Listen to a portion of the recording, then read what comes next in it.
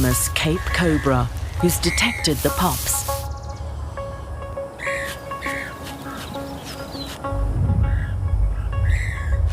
But they can't see him.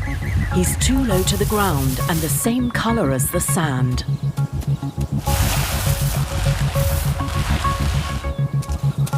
This young pup is totally unaware as the snake prepares to strike. The father can see the danger, but he's too small to tackle the snake. It would kill him too. But he knows someone who might be able to help.